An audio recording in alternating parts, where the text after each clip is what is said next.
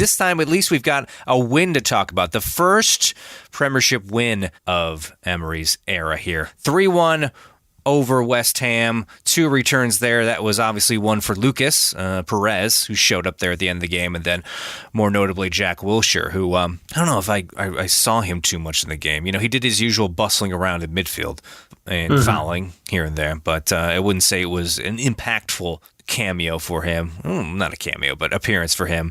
Certainly not one that made us wish we had kept him on. I know a lot of people were divided about how they felt, whether or not he should go or stay.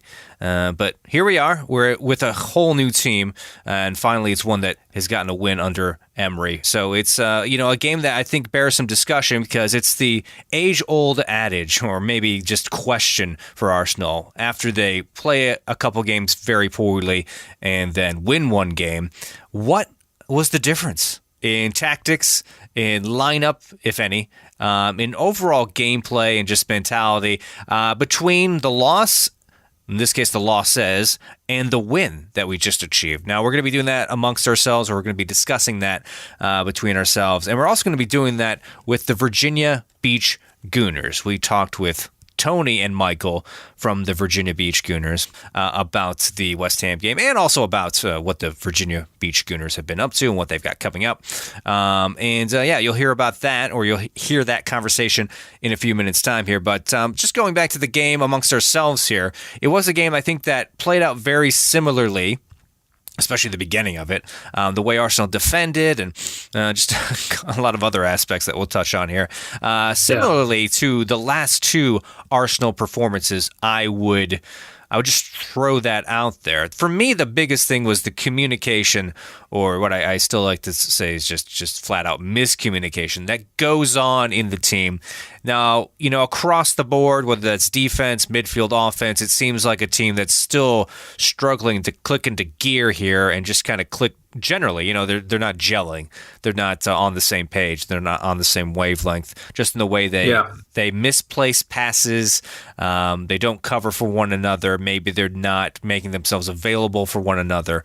They're not moving uniformly with and without the ball. So you see that a lot with teams that are starting the season, under new management, all of the above, But it more more notably, I think, is the defensive frailties that Arsenal still are showing at the back there. And, it's puzzling, Kyle, because we've seen, or we've heard several games now where Emery has said that this is something they need to work on. They're just not good enough. We're providing them with the other teams with too many chances. I think he said that today, actually, after the game. Exactly that. They're just taking away too many chances. But on the pitch, you see these instances where there seems to be very little communication, which you think would be like the bedrock of good defense. Like, hey, get that guy, I got to stay back here, or vice versa, mark up or step to the ball, whatever the instruction is. I think there was one instance, really bad instance in the second half where Guendouzi, I think it was, he gave the ball away in midfield. Then he trotted back, I forgot who it was for West Ham who had the ball on the flank. So it was still a mismatch. This guy with the West Ham player had all kinds of incentive just to keep charging forward towards goal. So Mustafi, the central defender, laid off him and stayed back towards the penalty box. And Guendouzi trotted just contentedly behind this player, behind this West Ham player. And neither one of them seemed to Guendouzi or Mustafi seemed to say anything to the other about the need to stop this guy. As he just continued on unobstructed to the goal. And that was really bad. I mean, that's really bad at any level. It looked kind of like a scrimmage, something you'd see in a Legends type game where all the old guys are just kind of like, all right, yeah, whatever. Right. We're all here just not to get injured. That's what it was reminiscent of. But it's something that comes after 2 Arsenal losses where that's been the main thing. Excuse me, that's been the main thing that's been identified by everybody, including the manager, that there's problems in defense, specifically miscommunication, and this seemed to be a continuation of that. So, am I smoking something, saying that they played just as badly, at least on defense, this game as they did the last 2 games? No, I don't think so. I think that's fair to say. And obviously West Ham are not Chelsea and they are not Man City, but on paper, West Ham have a lot of good players. They've definitely loaded up in the offseason. They've made some acquisitions that have, seemingly or should make them in the long run a better side. Obviously, they've now lost three out of three so far to start the year for West Ham, but also a club dealing with a lot of new players, a lot of new faces, and certainly a new manager in Pellegrini. And, we face them at a time in the season where they're struggling to find their form as well. And obviously they scored first, which is a little worrying, and the miscommunication, as you mentioned. But I think what's probably most there's a lot of things that Arsenal need to focus on and obviously get better at. But what I've noticed from the game against West Ham is that they really need someone, whether it's going to be one of the central defenders, because we're playing out of the back so much, or Xhaka or Torreira, someone in the middle of the field to dictate the pace of play. Because like you said, it looks very chaotic at moments, or sometimes, and oftentimes, even saw this in the second half against West Ham, that the person with the ball at their feet isn't really sure whether they should go forward or continue that pushing forward, because we very much want to just push forward every time we win possession back, right, and not really kind of regroup, dictate play, switch the field a little bit through the midfield or through our center back. So we do that from time to time, but it is very much go forward as quickly as possible. At least that's what it would appear to be so far in the first three games. And if we can find that player, and maybe it's Granit Xhaka, maybe he's the play, maybe he can wrap his head around this idea that, I don't need to be flying into tackles, even though he actually did that pretty well in the game, or doing some of the sorts of defensive work that I've done in the past. What's going to help the team the most actually defensively for me is dictating the pace of play and slowing things down when we need to slow it down. And perhaps Unai Emery hasn't communicated that piece of tactical, or that tactical approach to the team. Maybe that's exactly the opposite of what he wants to do. He wants to play quickly forward and just kind of flood the 18-yard box with as many bodies as possible. So that could be the case. But you don't know what's being communicated at training right now, and this might be way too simplistic to say, but Unai Emery is a guy that doesn't speak great English at the moment. A lot of his assistant managers don't speak great English, so who knows how he's communicating, like literally communicating with the side, of how to communicate with each other. Who knows how much practice right now in the first couple weeks of training as 11 starters or however they split the teams up at training. Who knows what's been worked on in terms of actually communicating with each other on the pitch when it comes to defensive shape and those sorts of things. Obviously, we know it's something that needs to happen when you play in a football match, that someone like Petr Cech or Socrates or Torreira, or who probably doesn't speak great English either, or Xhaka, needs to be shouting out commands and really keeping the team organized. But I think when it comes down to is you really need to find that central, or kind of that person, that player who's going to be the catalyst for strong communication, for dictating the pace of play and getting people organized. And I thought, all that said, as negative maybe as that sounds, and kind of a big piece that Arsenal need to work on, it's obviously very important. I thought actually Arsenal defended, even though there were a few hiccups here and there late in the match, of course. I thought actually Arsenal defended as a team pretty well in the second half overall. I mean, guys were getting back behind the ball. Danny Welbeck did a really nice job chasing. There's one or two instances where they, I think it was a questionable just tactic, maybe not so much group defending, but at the very end where they still kind of had numbers forward off of corners and they were easily bypassed the midfield, and then it's like, what guys, why are we still doing this? I mean, we're winning. Let's not win because we're trying to win by more. That was one exception, I think. But generally, I think the second half played out a little bit better for the defense than the first. But it does seem to be like an instructional thing where they're just being told to push forward more often. I mean, effectively, most of the game, when we're chasing the game or we just want to score, we have like a 2-5-3, basically. I mean, we have I don't know if my numbers add up there. Yeah, they add up. Where they have only the center backs back, and what we've seen from the center backs in the last two games. They don't communicate that well with each other, and it's questionable how good one of them really is at just doing anything, even with the ball in front of him. So it's a risky game that they play. I guess the question is, how do Arsenal push on forward from this? Because they've got they got some notable big opponents out of the way now. Is this just a place for them to just iron out all the kinks and maybe not worry so much about defense? Just kind of blitz the rest of these teams they have in the next 5-6 games with this all-out offense and kind of have that be the driving force of the team. That seems to be what they're practicing towards, just the way they execute these games, because they are all offense. It would appear that way, because as I watched the match, after we scored the second, granted it is an own goal, it really did seem like Arsenal kind of kicked it up a notch, really turned on the effort, so to speak, around just attacking one possession after the other. And I really thought we were going to get our third and maybe even our fourth in that time period, that 5-10 minute time period after scoring the second and going ahead in the second half. It didn't happen, obviously, until, very late in the game and into stoppage time or right before stoppage time, whatever it was. Yeah, second minute of stoppage time, I guess, for Danny Welbeck.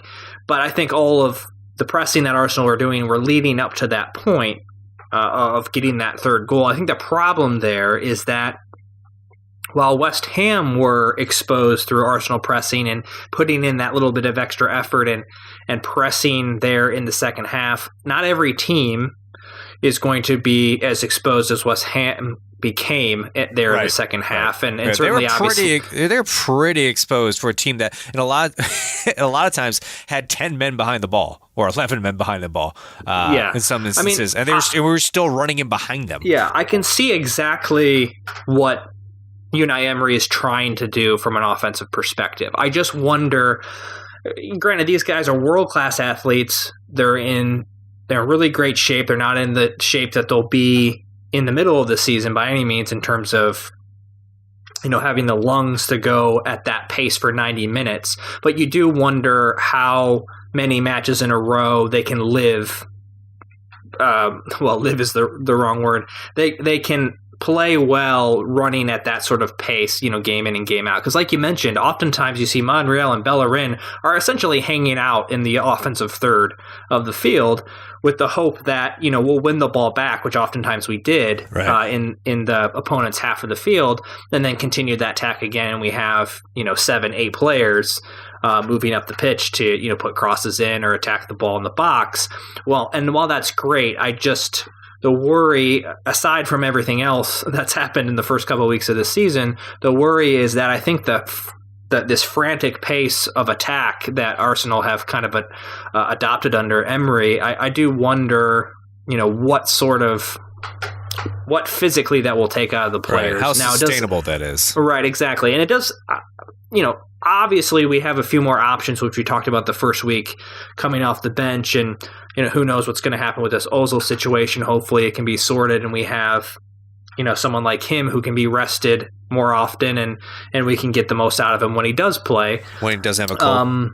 Exactly, yeah. Then when he's not, quote unquote, blocked up, which is apparently just an unplayable condition to be in. For everyone, just so you know, I have a cold right now, and while I don't feel like I could compete as a Premiership athlete, I'm pretty sure I could do what I usually do in terms of activity. So I feel like, I feel like that's not a legitimate excuse, but I'm sure there's others out there who feel the same way. I think maybe to that point, and it will be interesting with maybe lesser opponents, if you will, over the next couple matches. And we have to go away from the Emirates in a few of those matches. But, middle, lower table sides, of course, that's what Arsenal is at the moment, unfortunately. The point being is that many people have pointed out, and rightly so, that Unai Emery is about as far removed from the Arsene Wenger substitution tactics as you can get. He's very. I want to talk about that because he's very proactive. He's like perpetually proactive at halftime. Which is, you can view in one of two ways, obviously, like everything else in life. You can view it as like, oh, great, what a relief. He's very proactive. He's very assertive. in dealing with Right. problems. The other way to look at it is like, well, why are we always having problems at halftime that he has to deal with substitutions? Because substitutions at halftime, I know it's kind of a cliche, but it is the popular or the common opinion is that like if you're making subs at halftime that aren't due to injury, it's because you didn't calculate something correctly going into the first half. You shouldn't necessarily have to make them at halftime, although maybe because he's a new manager, we can like forgive that as he's still trying to figure out and tinker with his team, a little more proactively during games. Is that okay or no? Yeah, I mean, the observation that I've made, and I think many others have made, is perhaps because of the way he's decided to play with this kind of all hands on deck attack, especially with 7-8 guys going forward. Yeah. That's why he has to substitute earlier. Some guys just aren't physically up for it at halftime. He's literally asking them, I mean, I don't know the answer to this, but he's, walked up to a Xhaka or a Guendouzi or whoever and said, do you have it in you today? I've noticed, I noticed that maybe you aren't running as hard as I would want you to. I mean, I don't even know what would he say, but who came out today? Was it Iwobi who came out today at halftime? Yeah, for Well, I'm looking here, Kyle, and Iwobi is the 4th fastest player on the Arsenal fast player chart that just has circulated the internet. Yeah, well, and like Socrates is what, 2nd or 3rd? Yeah, he's 3rd. I mean, and he's got some wheels. I mean, you watched him against Chelsea. I saw a run he made up the pitch, and he had. I'm sorry. I'm sorry. That's neither here nor there. I really just think that's like the funniest list ever because it was mentioned kind of. What was it mentioned? It was mentioned in Aubameyang's like Instagram or tweet or something like that. And now there's like official like branded lists circulating, the internet with the 1 through 10 chart of everybody, everyone's speed, which is just like, come on, guys, like it's not FIFA. Right. But anyway, sorry, I derailed you with that useless tidbit. I think it's refreshing to see Emery make the changes when he has, because I think the substitutions in many cases, even against West Ham here with bringing on Danny Welbeck, he got the goal in the end. He was instrumental, I think, in helping kind of keep West Ham on their toes and not allowing them to work the ball up the pitch like they wanted to. A guy like him who was replacing someone like Aubameyang who had, given a good effort, but maybe just wasn't going to be able to get across the line in that last 15 or 20 minutes or so. And you bring on someone like Welbeck who has fresh legs and can just run for that 20 minutes that you need him to. And I think that's what we're seeing from the Unai Emery tactics so far this season, yet to be determined if he continues down this path. But essentially, I think he wants his players, with those 3 subs in his back pocket, to run as hard as they can for as long as they can, and he's going to get the 3 guys that cannot go the full 90 minutes off. And it's not always going to be, they're not necessarily performing. Perhaps it's just a physical thing that they can't give the sort of pressing effort that he wants out of them. Yeah. And so it'll be something to keep an eye on ultimately, I think, as the season progresses. Yeah. So I'm going to ask, or we did ask, the Virginia Gooners who not obviously the verdict is still out, and it will be for a long time on Unai Emery and how he's doing at Arsenal, how he's shaping the team to effectively compete. But who in the team, I guess, has impressed you the most or shown to you that they're the most natural, they're some of the more natural fits for Emery's system. They're slotting in a little more effortlessly than the rest, because there are some who are not slotting in effortlessly, I would wager, into this Emery system. Who to you looks like they're in their natural setting, and that's borne out by their performances. Yeah, the first name honestly that comes to mind is Lacazette. He seems like a guy that is going to be okay with playing a variety of positions through the front 3 there, and seems like he doesn't mind chasing the ball and putting in a tackle up the pitch a little bit, or even in the middle of the pitch. I was just really impressed with his work rate against West Ham, especially in the second half. I mean, I guess he only played in the second half, so that would make sense. But ultimately, a lot of times a guy like him, who's used to scoring bag loads of goal in a lesser league, let's say when he came over from France, oftentimes when the ball's not at their feet or, it's just not going their way and they're not getting a perfect pass from their teammates every single time, you have possession, they pout a little bit and walk around and keep their head down, and they don't really pick themselves up by their bootstraps and, put in an effort and support their teammates and do everything that they can to help the team win. And that's just what it seems like he's taken on that role. I don't think we'll always see him come up the bench. I think we'll see him start plenty of games this season for Arsenal and in the future. And he's just had a really big impact, I think, every time he stepped on the pitch for Arsenal, and obviously created the second goal and the game-winning goal in this case. And seems like he's bought in at least to the sort of work rate that Emery's going to expect from every position, including his forwards, including those three guys that play up top. And that's just really nice to see. I think even the speculation that Lacazette and Aubameyang's relationship was strained because of the way the lineup was looking to start the season, and Lacazette was going to be coming off the bench. And I think Lacazette squashed those rumors pretty quickly by posting something on his Instagram, I think it was, or responding to a picture that Arsenal had posted on Twitter or Instagram, talking about how good the relationship was between the two of them. And so, aside from even just the performances on the pitch, it seems like Lacazette is coming into this season and this new leadership under Emery with, the right approach, good head on his shoulders. And I think a player like him could be really, really important, both from a starting perspective and coming off the bench for Arsenal, this season. Yeah. For me, it would be Lacazette for sure, one of the three players. I don't know if we picked a number here, but let's say three. The three players who are flourishing more than not under Unai Emery. Lacazette for sure. I would say Iwobi, actually. I don't know why. I just feel like he's been allowed. Maybe he's just a better player, so that's just what it is. But he's at least enjoying that role right now. I wouldn't say that's borne out by some amazing performances, but he just seems like he's kind of naturally at home, I feel like, in playing in this system. And then Guendouzi is the last one for me.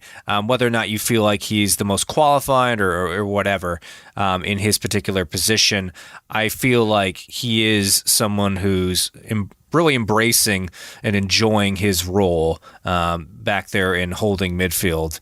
And I don't know if long-term right now he's kind of the guy who brings the ball out of the back a lot, even more than Xhaka, which I don't know if that's the best thing, but he seems to be embracing the role of like a very transitional, very proactive midfielder in a team that is very transitional. That's the whole point of Emery's system, it seems like, to transition quickly from defense to offense, and he's very proactive in that. Whether or not, he's going to be like the kind of like Santi Cazorla power dribbler to bring the ball out of the back, I don't think so, but he's definitely very active, and I feel like he's done the best with this new system. But obviously, hopefully after another month or two, we can say that about many Arsenal players, hopefully more than just three. I was going to say Petr Cech as a joke there was the most Unai Emery-esque player, but we know that not to be the case. The good thing about Petr Cech is, though, he is still very Petr Cech, and he's making some good saves, some big saves to keep us in games, after almost scaring us to death with an own goal in the first game. So, that's good that he's moved on past that. Okay, so we're moving on past this discussion. We'll go back to a little bit more West Ham discussion here now, because we talked to the Virginia Beach Gooners, and that was the first question we had for them. Their take on the West Ham game and how they think Arsenal improved. I think it's more of just the quality of the opponent, because we still kind of played the same. We still had the sloppy passes, the miscommunication. Which is more as West Ham is. They're fighting at the bottom already. Yeah. I think the main thing everyone's been looking at has been the defense, obviously. After you play two, top-notch opponents and they put a bunch of goals past you, you're always going to question that. But especially this Arsenal defense, they seem to have an issue with staying together and communicating. Did you see any change in that at all, Michael, or was that kind of the same old as well? I think it was still the same old. We had spots where it was good communication, and I think catching West Ham offsides a little more. But other than that, I think that just comes down again to the quality of the opponent. I think it might get better when Koscielny comes back, have a little bit more of a leader back there. But until we can figure it out, I think it's gonna be a rough season for who's ever in goal. Right. Yeah. Yeah. I mean, that's an interesting question, or that's an interesting point too, because so far we'd probably all say we definitely like having Petr Cech in goal, at least for the actual goalkeeping part, stopping shots. When it comes to playing out of the back, maybe not so much. So that's another thing I think that still has to develop at Arsenal. I mean, Tony, what do you think? Do you think that right now maybe defense isn't necessarily the aim of the Emery or Emery's tactics, that we're focusing more just on blowing out the opponents with goals than concentrating on defense, then maybe eventually we'll get the defense? What do you think the tactic, if any, is with Arsenal's defense currently? Yeah, it's a good question. It's only 3 games in, so it's really hard to kind of pick a style or a tactic fully yet. I'm a little disappointed in the fact that most of our transfers in seem to have been defensive in focus, and yet we're still kind of struggling defensively. So yeah, I think it definitely seems like he's being a little bit more adventurous with changing around the midfield and the offensive players, and still giving some of the defensive players who make mistakes a lot of opportunity. So it's an interesting style for sure. Yeah. Well, I was just going to ask, like, what you guys, talking of that style, this is a perfect segue, what you guys think about the Emery style, and if you think it's really going to fit Arsenal going forward here. I mean, do you? I think that the main thing that Kyle and I were talking about, and the main question we have is, there's like 2 or 3 at least other teams in the Premiership who have that style where they play out of the back all the time. Like Liverpool, City, and you could probably list a couple others, but those are the 2 main proponents of that particular style. How do you think Arsenal's going to do it better? Because obviously you probably want to do it better if we're going to get anywhere. How do you think it's going to fit Arsenal, and how are they going to do it better? Do you have any takes on that? Well, I think we've got the quality in our squad to play any style that we want. I mean, they are professionals. They've been doing it for a very long time at a very high level, and I think that they should be able to adjust somewhat to that. To be honest with you, I'm wondering if we can see Leno in goal a little bit. I feel like his distribution is going to be a little more solid. That's, if you're going to build from the back, that's obviously where it starts, and not just his distribution, but being able to play off of him when needed. So I'd like to see our very kind of expensive transfer get some opportunities to play. And I think that's a big thing. I do think we can play that game. We've got the folks who are comfortable and want the ball at their feet and can make some really good passes. I think Guendouzi's going to be good with that. Torreira being able to take that ball off of the defense and connecting to the forwards. I think we can do it, but I think we're going to need time. Mm-hmm. Yeah. And Joel's right. I mean, we talked a lot about this idea that there's certain players within the squad that look more ready for Emery's new approach than others. For you, Michael, and maybe for kind of the group there in Virginia Beach, what players have stood out as maybe being the most adaptable so far to the new style, and what players have stood out as struggling the most for you? I mean, obviously, from a defensive standpoint, it seems like a lot of people are struggling to kind of just, defend as a team. But I mean, individuals and the positions, especially those that were in the team last year, the new guys, you can't really tell if they're adapting or not, because we've never seen them play before in any other system. But, maybe guys we've seen under Wenger and now under Emery, who has, is flourishing, I guess, and who is maybe struggling the most? Probably struggling. I mean, if we're going to be honest, Ozil. I say last 2 games, I haven't really heard anything from him.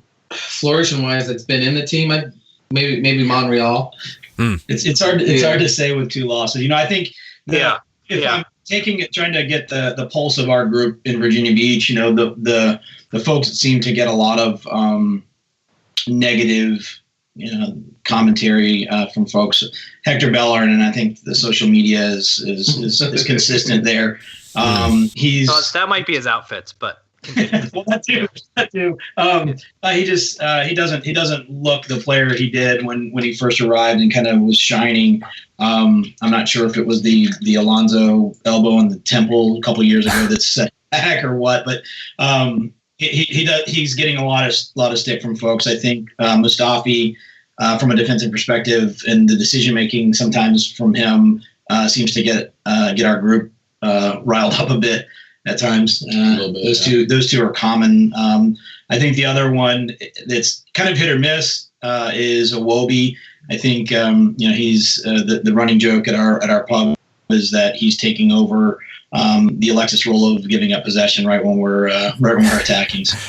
Right. Yeah, that's interesting. It's interesting, Michael, that you mentioned Monreal, because I was about to say the same thing, that he was kind of one of my fringe players it looked like he was doing pretty well with the new Emery system. I mean, and it's early doors for everyone, especially him, because he's only had 2 games with the system. But he seems to be the only defender so far who's been able to do both things, defense and offense, the best, without leaving a lot to be desired in either category.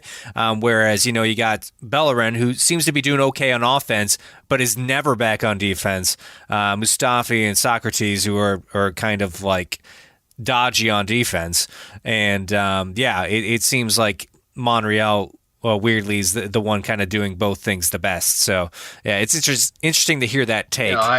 Certainly a lot of games to be played yet, and hopefully the team in general can be figuring out how to best play in the new system. And I don't think all is lost here with certain players just yet. But that's certainly yet to be determined. But as far as the Virginia Beach Gooners go, tell us a little bit about the beginnings of your group and the weekly dynamics. And I know you guys have a big event coming up here at the end of September. Give us information on that, how people can be involved, and more and more of these regional local branch events are popping up throughout Arsenal America, throughout the Gooner family. So let the masses know how they can be involved. For sure. We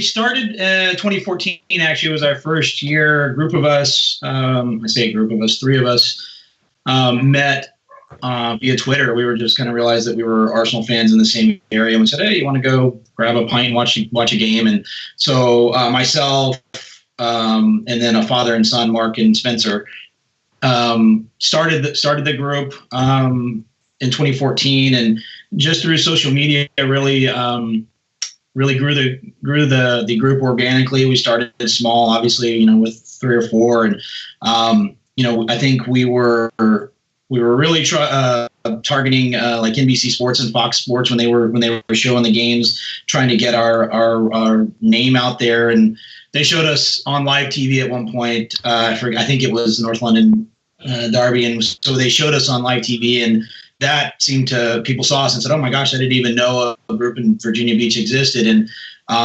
we've last season was a little bit of a letdown, I think, more because of the performance and all of the drama around the Wenger out. Wenger knows best kind of arguments. Right. We dwindled a little bit, but we were averaging 25 to 30 at our matches. I think the most we've had is 70 to 80 for the FA Cup final. Yeah. So we have a pretty good core group. I think we've had over 25 at pretty much all of our matches so far this season. And it's a very supporting group. I mean, we like to sing. We have a couple folks who know all of the chants, some rather obscure ones, make them up. It's the Froggies pub on Shore Drive is where we meet now. They're very supportive of us. They've taken our Virginia Beach scarf and framed it and hung it on the wall, and they've got various Gooner paraphernalia hanging out. So they're real supportive, and I think we're very fortunate to have a really, really good relationship with our pub. but it's a great group. I mean, Michael brings his family. He's got two small kids. They come and eat and have learned some of the chants. Some of them that maybe right. you may not want them to. They know soccer. Yeah, exactly. Yeah, but it's it's a really good group. I mean, we do things outside of the pub and the match day experience. We've had barbecues and pool parties at my house, and everybody comes over, and so we really have a good time. A group of us went down to Gooner Gras in New Orleans last year and met a lot of folks from around the country, and I think a couple of those are going to come to our statewide event, which is the third annual Virginia's for Gooners statewide meetup. For our state motto is Virginia's for Lovers, and so we kind of took a riff off of that and made Virginia's for Gooners. First year was held up in Richmond. Last year was in Arlington, so it was our turn to host it this year. Okay. That's going to be the Friday, Saturday, and Sunday, ending with the Everton match on September 23rd. We've got some. We don't have professional sports in little old Virginia Beach, but we do have the oceanfront. So I think we're planning just some like a reception. We're going to do a group photo down at the oceanfront. We have a big giant 30-foot tall statue of King Neptune, which is kind of our quote unquote mascot for us. The trident, is heavily represented in our logos and things. So we're going to do a group photo down there, and then we're going to do a pub crawl on the boardwalk, and that's Saturday night, and then we'll have a match watch event at Froggy's. They're offering some drink tickets. They're giving us a good discount on drinks. They always give us a discount on food, which is fantastic. We've got some T-shirts that we're selling, and then one of the neat things that we're doing because of the military focus, we're a big military area. Like I mentioned, Michael's an active duty Navy, and the pub owner was a former Special Forces guy, Froggy's, and he was a Navy SEAL, and so we do a lot. We have a lot of active duty military. So they have something called challenge coins. That's pretty common, and those folks who are Arsenal America members are going to get the Arsenal America challenge coin this year, but we had already started working on our own challenge coin idea. So we're selling challenge coins. They're going to be cannon shaped, and they'll have our logo and the Virginia's for Gooners on the other side, which should be fun. And we've had a number of branches. I think Michael's really been organizing the event for us. So he's worked with a number of different branches that are donating various things. We're going to be raffling those things off, and all of the proceeds from the T-shirts, the challenge coins, these raffles and everything is going to a fundraiser that called Gooners versus Cancer that Mike Feinberg and the Gooners in the USA podcast are doing. Okay. And so we just wanted to be able to help support that event for they're doing where it's a worldwide organization that's looking to fund research for blood cancer. So.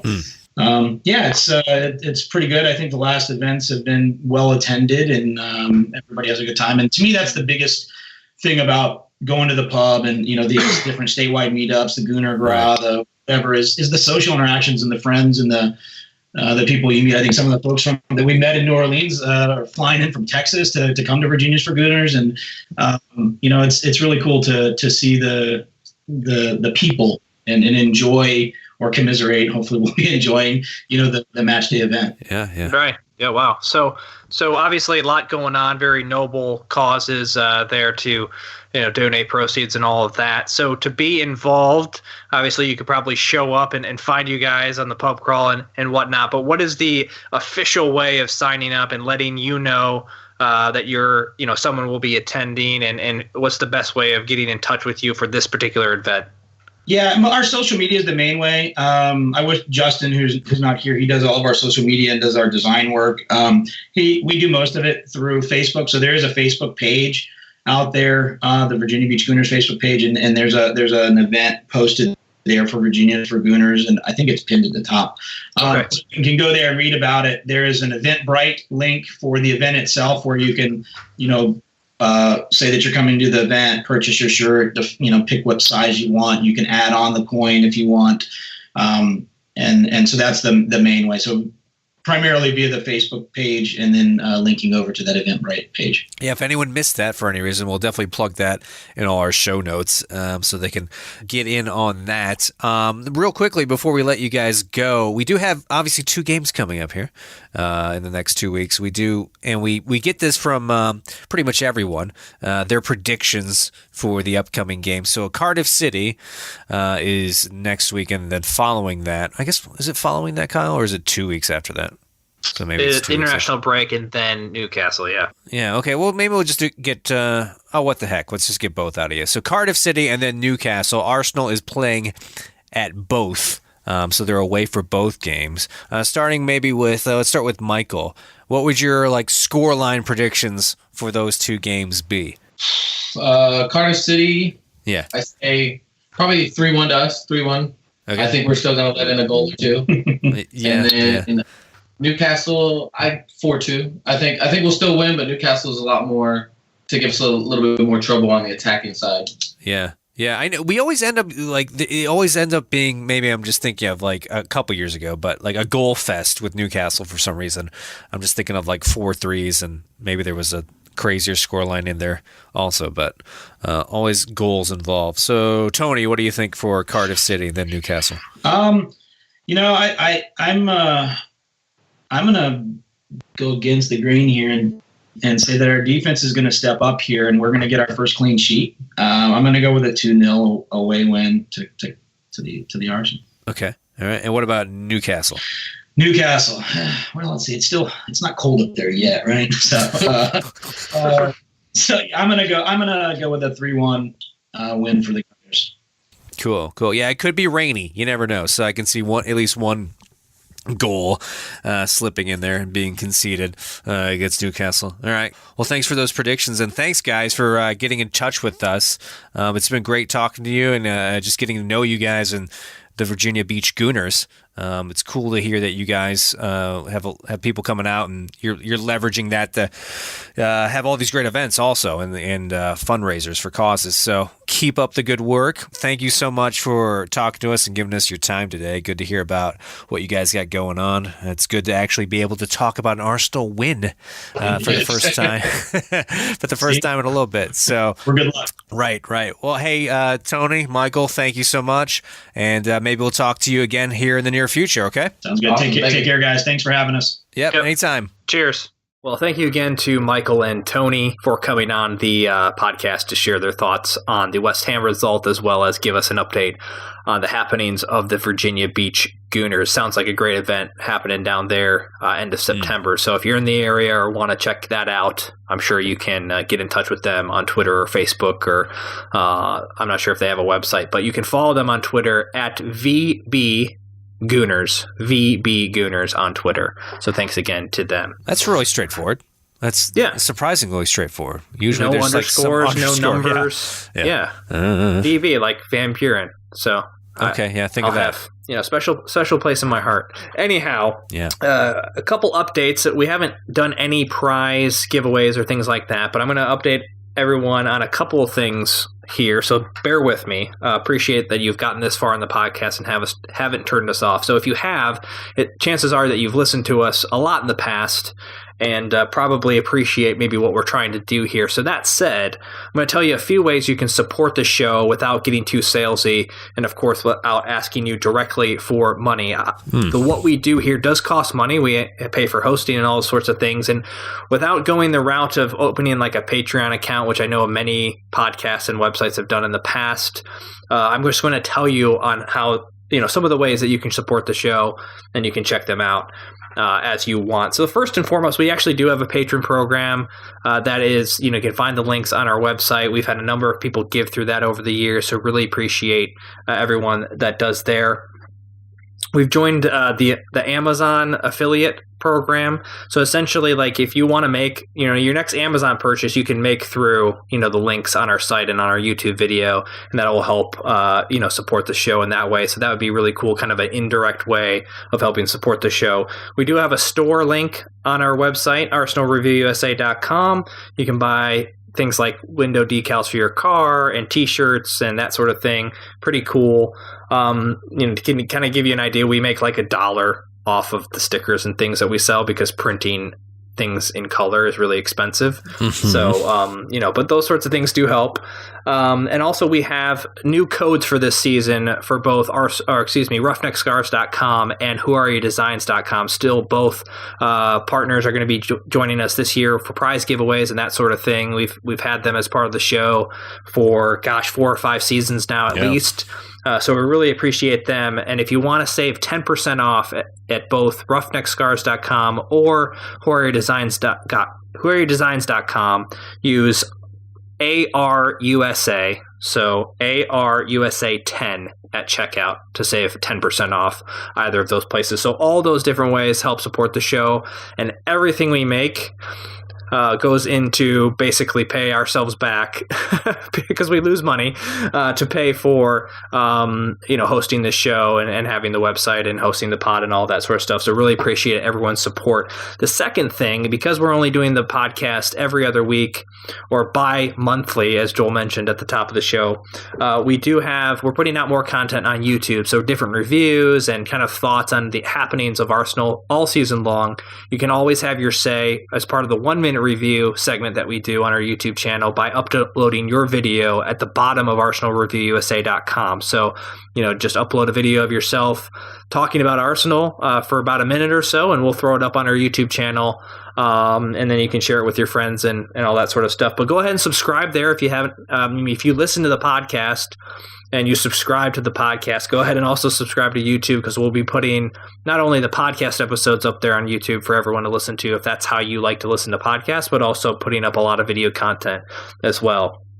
Last but not least, this was a couple seasons ago now, I registered the domain wehatetottenham.com. So right now it just forwards to our main website.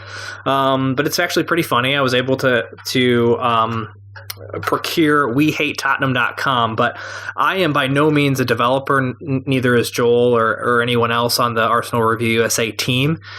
And if you are really good at kind of creating just fun little games or coding websites, we'd love for you to help us make wehatetottenham.com into kind of a fun little place to poke fun not only at Tottenham, but just have a little bit of fun with something. We want to turn that website into kind of a little community on hating on Tottenham, because that's exactly what it would be good for. So anyway, if you're like a genius coder, or even if you're not and want a fun little side project, reach out to us, because we'd love to talk to you about that.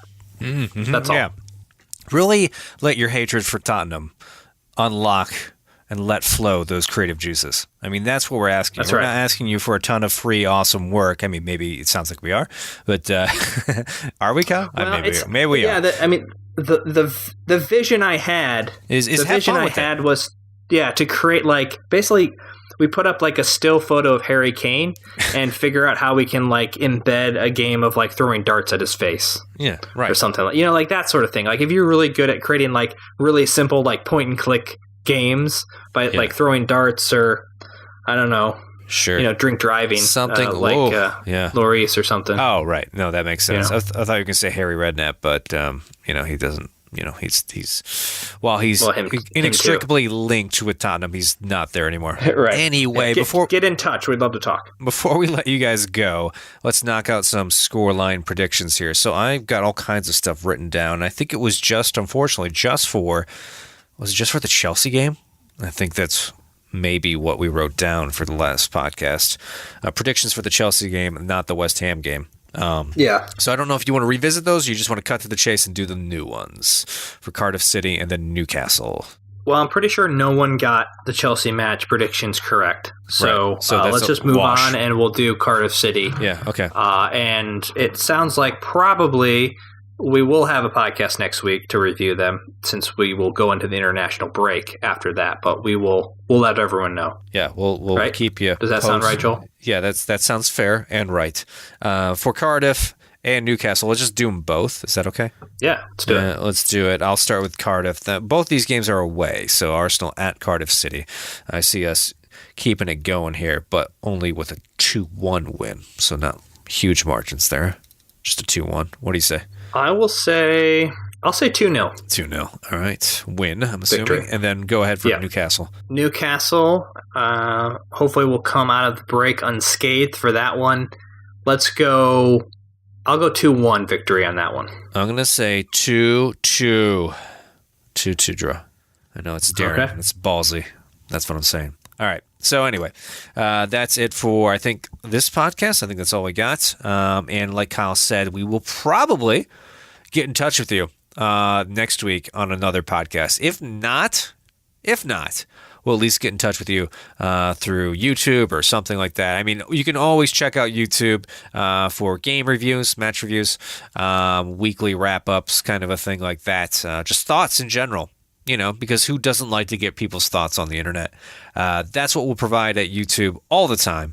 But we should be able to also get you a podcast next week after the Cardiff City match. That's on a Sunday. Let me say one more thing there on the whole YouTube. So the thought around doing these 1-minute reviews is that we're not going to shove a microphone in your face. We're not going to have a mob of people standing around. Of course, we don't have the ability to do that because we live in the United States. I guess we could hire someone to do that for us. But there is a culture around doing reviews right now that we're not going to get into. But we have an opportunity to let you give a 1-minute review each and every week if you want to, and we'll do as much as we can to get as many of them posted up on our channel. So a new crop of individuals can actually have their say and be seen and heard on the internet airways, or through this medium. So that's what we want to do with this segment.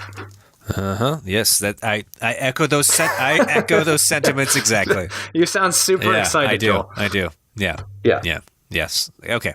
So having said all that, yes, we do look forward to getting your reviews there, and just interacting with you in general through all our different channels here coming up. But we'll try to get in touch with you here on the podcast next week after Cardiff City. So until then, as always, remember, support the Arsenal and have a good week.